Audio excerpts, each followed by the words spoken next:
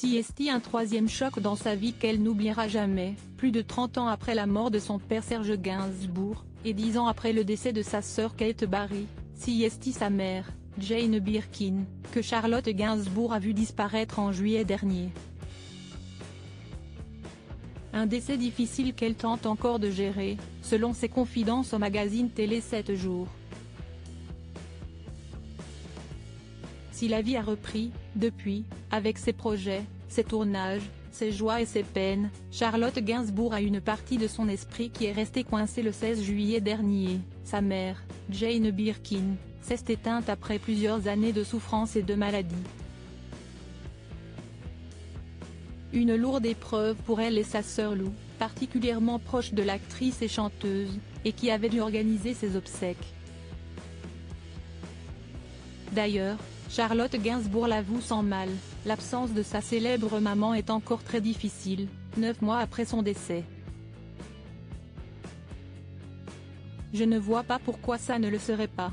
J'ai eu un mal fou à apprendre à vivre sans mon père, sans ma sœur, sans ma mère, aujourd'hui.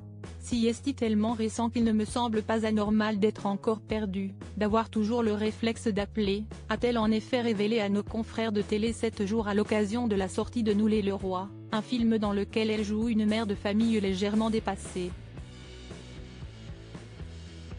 Il faut dire que le décès de sa mère s'ajoute à la mort de son père, Serge Gainsbourg, qui s'est éteint en 1991 alors qu'elle n'avait que 19 ans, et sa demi-sœur, Kate Barry, morte en décembre 2013 après une chute du 4e étage.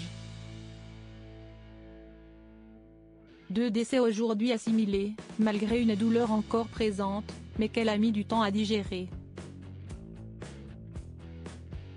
Un projet pour rendre hommage et elle le sait déjà, le deuil de sa mère sera également très long, on ne peut pas s'empêcher, et Siesti très bien que ce soit douloureux.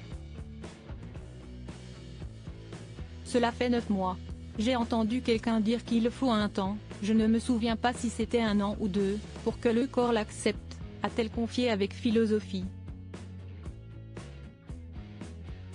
Heureusement soutenue par son compagnon Yvan Attal, très protecteur à ses côtés lors des obsèques de Jane Birkin, elle regorge de projets ces dernières années.